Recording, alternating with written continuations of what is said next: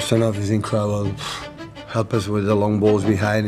He can control all the width. A 20-year-old defender from a country that has never produced a good player. A transfer fee of 40 million euros. A debut that lasted 2 minutes before he gifted Chelsea the opening goal. On paper, that is how careers end in the Premier League. Quietly, expensively, with a loan move to Southampton by August. Instead, 18 months later, Pep Guardiola is telling the press that this kid has qualities he has never had in his squad. Really exceptional. Top. This is the story of how Abdulkadir Husanov became exactly what the Premier League feared. Uzbekistan never achieved anything in football, not even one single major trophy. Its most famous footballing export before 2024 was a forward named Maxim Shatskik, who spent a career at Dynamo Kyiv and was, respectfully, not troubling anyone's Ballon d'Or ballot. Abdulkadir Husanov was born in Tashkent in 2004. He joined the youth setup at Bunyodkor, the biggest club in the country. The standard career trajectory from there is this: play in Uzbekistan, move to Russia, retire in Uzbekistan, open a restaurant. That is not a joke. That is the path. Husanov deviated from the script almost immediately. At 18, instead of taking a paycheck in the Russian Premier League, he signed for a club called Energetic BGU in Belarus, which is not a sentence anyone has ever said with excitement. The Belarusian Premier League is, to put it kindly, where footballers go when the footballing world is not watching. Nothing personal against Belarusian football. It is simply true. You do not move to Minsk to get scouted by Real Madrid. Except Husanov did. In 18 months, he played 35 matches, scored 4 goals, and was, by the end of the season, visibly too good for the league he was in.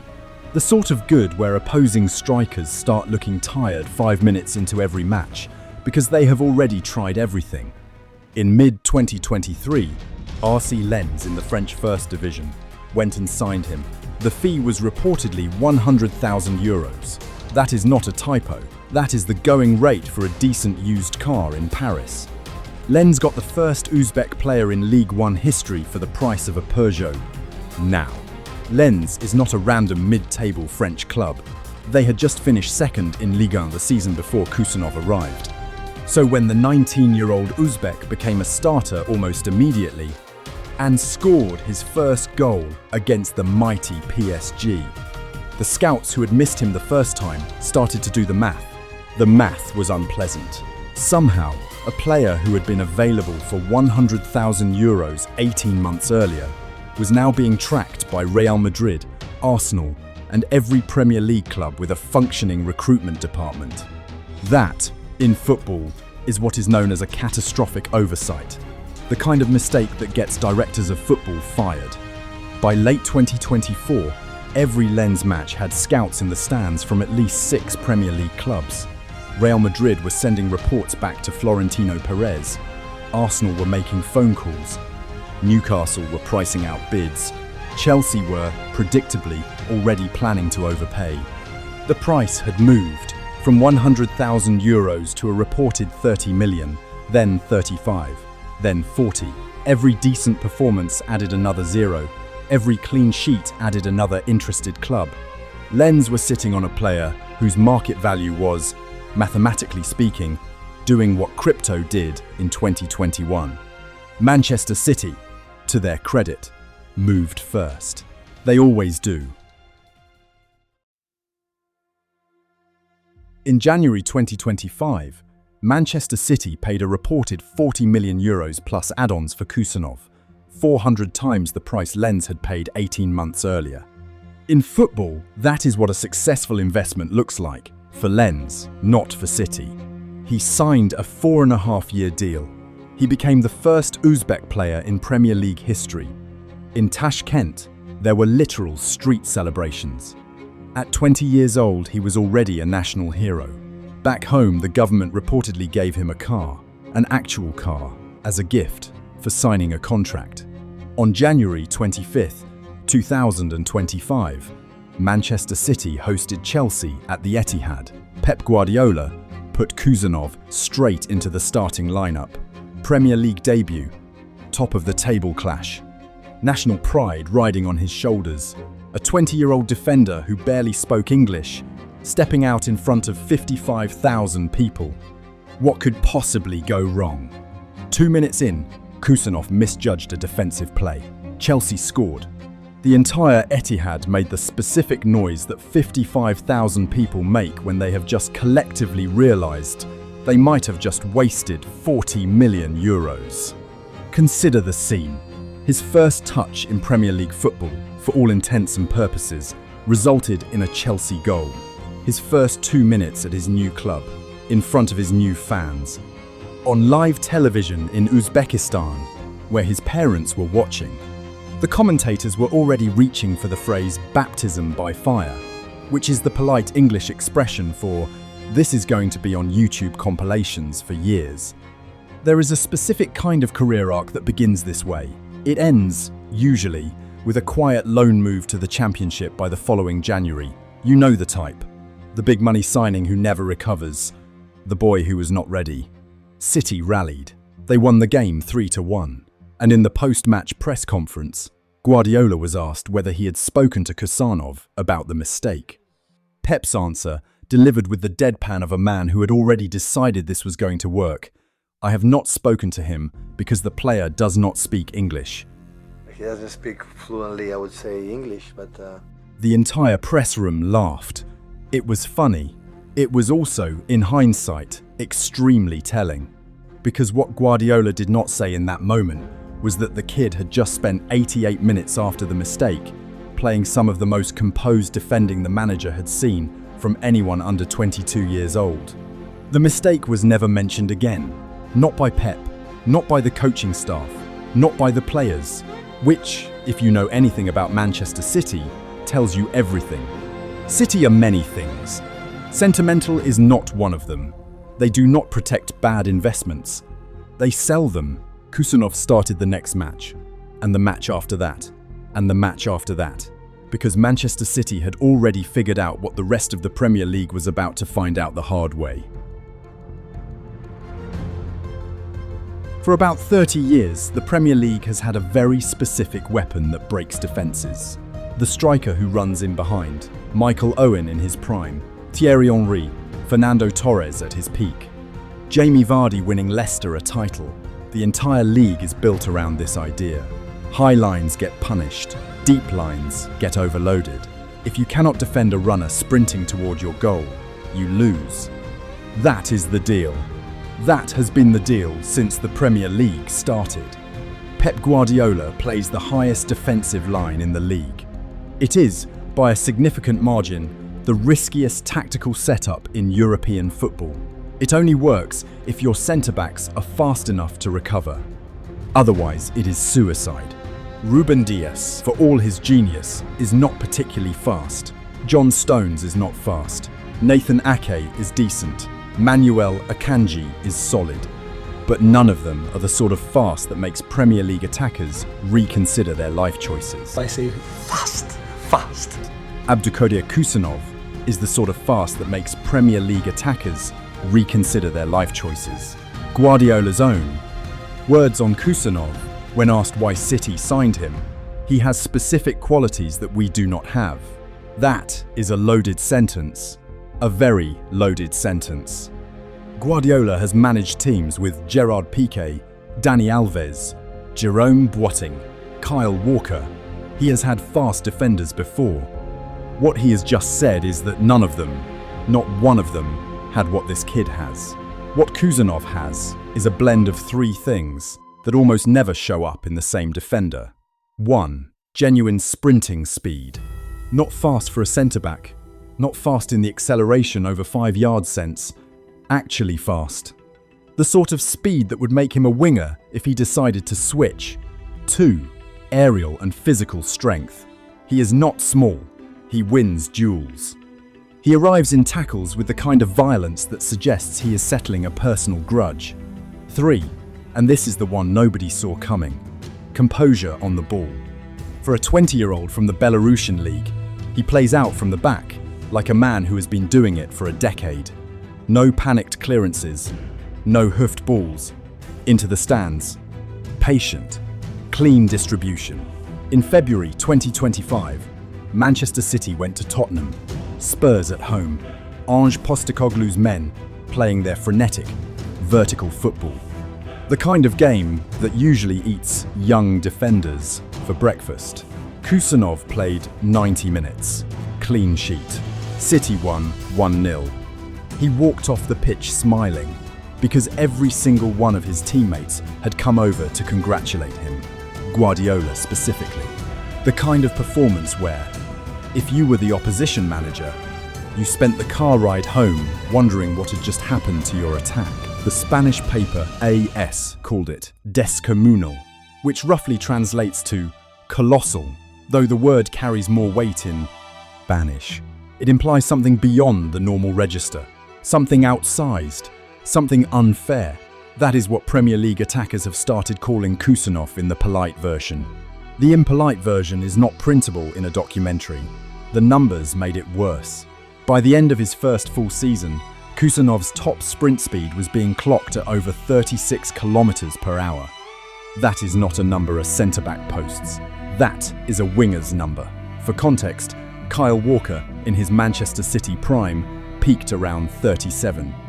Kusanov, at 20, is already within touching distance. At 22, he is matching him. There is footage, now, of Premier League forwards looking over their shoulder during their runs. This is new behaviour. Forwards do not usually check behind them.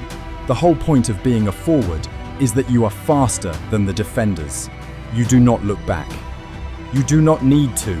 Against Kusanov, they have started looking back. Not because they have been told to, because their instincts have been recalibrated. Some part of their brain has registered that, actually, the defender might be there. The defender might be gaining. The defender might be about to take the ball cleanly off their foot in a way that looks, from every angle, deeply personal. But he is calm as well. He defends so smart and. Every Rise and Rise story needs a setback, or it is not a story, it is a highlight reel. Kusanov's setback was not an injury. It was something more interesting. By March 2025, he had started 7 games across the Premier League, FA Cup and Champions League. Top, but really top. A workload he was never supposed to have. He arrived as a squad player. Injuries to City's back four forced him into the starting 11. A 20-year-old with 14 Belarusian Premier League matches on his resume, now starting in the Champions League knockouts. And there were mistakes. There had to be. He misread angles. He stepped up when he should have held. For a stretch in February and March, he looked exactly like what he was. A 20-year-old figuring out the Premier League in real time, under the brightest lights in the sport. The English press, being the English press, began to sharpen the knives. The standard script was loading, overpriced import, not ready for the Premier League, Guardiola's latest expensive mistake. The takes were being written. They just needed a few more bad games to publish. Here is the part that does not get talked about. Kusanov speaks Uzbek and Russian. He did not speak English when he arrived. He was 20, living in Manchester in January, alone, learning a new language while simultaneously learning a new league, a new tactical system, a new culture, and doing all of this while the cameras rolled every weekend. And it rains in Manchester. That deserves its own sentence. It rains in Manchester the way heat happens in Dubai, constantly, aggressively. As a hostile act, for a kid from Tashkent, a landlocked city with roughly 300 days of sun a year, this was its own cultural adjustment. The teammates' jokes, the language, the weather, the food. It was a lot. It would have been a lot for a 30-year-old. He was 20. Most 20-year-olds, in that scenario, fold quietly. They start asking to be loaned out. They become surplus to requirements by the summer window. They go to the Bundesliga on a fire sale fee. This is not cruelty. This is just what happens. The Premier League eats young players. That is its primary function. Kusanov did the opposite. He doubled down. According to people inside the club, He was the first at the training ground and the last to leave. He watched footage obsessively. He asked questions through a translator. He rebuilt his defensive decision-making from the ground up, in the middle of a Premier League season, while the table was being decided. Guardiola, who is not prone to hyperbole about young players, said this: "He has a special quality, really special." And then, a beat later, he is determined to keep improving. That second sentence is the one scouts focus on, because the first one is about talent, and talent is common. The second one is about mentality, and mentality is what separates the 40 million euro signings who work from the 40 million euro signings who do not. He had been playing in front of 3,000 people in Belarus. The setback, it turned out, was not a collapse.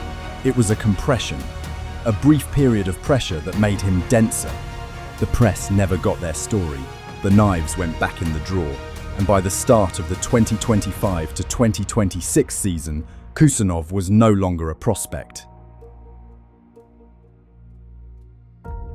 The 2025 to 2026 season is when the Premier League's defenders' rooms started to go quiet.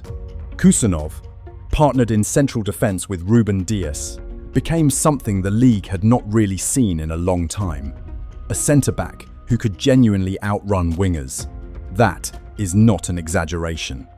That is the actual assignment he was being given by Guardiola. When a winger cut inside, Kusanov tracked him, not passed him off to a midfielder, tracked him, matched him stride for stride, and, more often than not, won the ball. Think about what this does to an opposing team's game plan. Your primary route to goal against City has always been the counter-attack. High line, turnover, sprint, finish. That is the template. It worked against City. It worked last season. It worked 2 seasons ago. It does not work now. Not against the version of City that has Kusanov on the right side of central defence. He is simply too fast. Your winger thinks he is away. Your striker thinks he has half a yard. They do not. They have Kusanov arriving from a position they did not scout for. City already had Kyle Walker for this. Walker was the fastest defender in the Premier League for about a decade. What City now have, for the first time ever, is Kyle Walker's speed, in a player who is genuinely comfortable in a centre-back's defensive responsibilities. That is a new thing.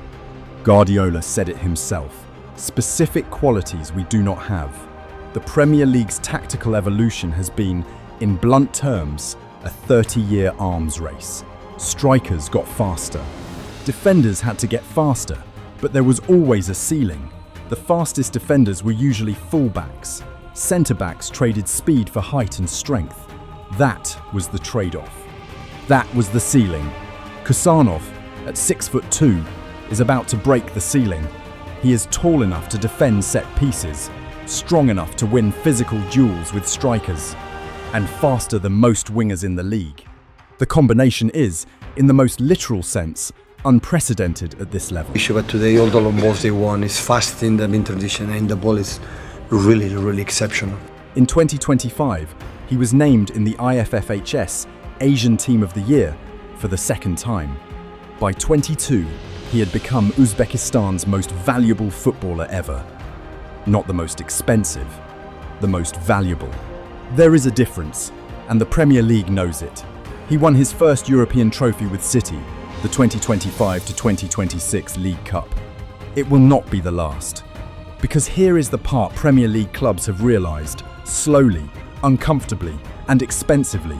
They did not miss Kusanov because they were unlucky. They missed him because their scouting systems do not look where he was. Central Asia, in football terms, is a blind spot. It is not covered by major European scouting networks. It does not have the youth tournaments that produce the clips that get forwarded to sporting directors. It is, effectively, a region the Premier League has decided not to see. Kusanov is the first player to punch a hole in that assumption in a long time. And every rival Premier League club has now been forced to do something they really do not enjoy, which is admit they missed a signing that Manchester City got right. There is a very specific kind of conversation happening in Premier League boardrooms right now. It goes like this. Sporting director, We passed on Kuzanov in 2024. Chairman. Why? Sporting director. He was in Belarus. We did not look at Belarus. Chairman. And he is now worth. Sporting director. Sir, please do not make me say the number. The current estimated market value of Abdulkadir Kusanov is somewhere north of 80 million euros. Manchester City paid 40 million. Lens, who sold him, took a profit of roughly 40 million euros on a player they bought for the price of a hatchback. In footballing terms, this is the transfer market equivalent of buying Bitcoin in 2010 and actually remembering the password. There are reportedly now more European scouts in Tashkent than there have been in the last 2 decades combined. Because if Kuzanov is out there, there might be more, and nobody wants to be the club that misses the next one. Abdulkadir Kusanov is 22 years old.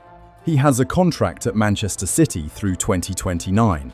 He has started in Premier League matches, Cup finals, and Champions League knockouts. He has been coached daily for almost 2 years by the most influential football manager of the modern era. He has the full backing of the club that pays the highest wages in world football. And he is still, by almost every metric, getting better. Faster decision-making, sharper positioning, more vocal in organising the defence. His English improved, his aerial duels improved, his passing percentages improved. The trajectory is the trajectory of a player who is not close to his ceiling. Ruben Dias, who is 28 years old, has spoken publicly about how Kusanov has raised the standard of the partnership. That quote, delivered with the straightest face Dias could manage, is a footballer's way of saying he is now competing with his centre-back partner to stay starting. In Tashkent, there are now academy kids wearing number 5 shirts with Kusanov on the back. They are the first generation of Uzbek children who can point at a player in the Premier League and say, "That is us. That is what we can be. That is the door we just walked through, and it cannot be closed now." There is a specific thing that happens when a country produces its first elite footballer. It is not that the country suddenly has better youth coaches. It is that the kids who were maybe going to pick up a football now definitely pick up a football. And some of those kids have the same genetic lottery ticket Kusanov has. And some of them have the same work ethic. And some of them, in about 15 years, will be signing for Premier League clubs that will be paying significantly more than 40 million euros. But Kusanov is not the product of an Uzbek footballing revolution. He is the cause of one, which is a much rarer thing. And much more dangerous if you are a rival Premier League club trying to plan for the next decade. The 20-year-old who made a 2-minute mistake on debut is now 22. He has 4 years left on his contract. He has not yet played his best season. He has not yet played his best match. He has not yet delivered the moment that every Premier League fan will remember in 10 years. The Premier League is not scared of what Kusanov has done. The Premier League is scared of what happens next, because nobody in the league has an answer for him yet. And every year he is in the Manchester City back four, the clubs chasing them have to solve a problem that did not exist 3 years ago. The kid from Tashkent, the €100,000 bargain. The 2-minute debut disaster is quietly becoming the one thing the Premier League has spent 30 years building strikers to beat, and failing. The universe, it seems, has been taking notes. If you want to follow the story of Haaland was right about Szoboszlai, but nobody listened, check out our video here.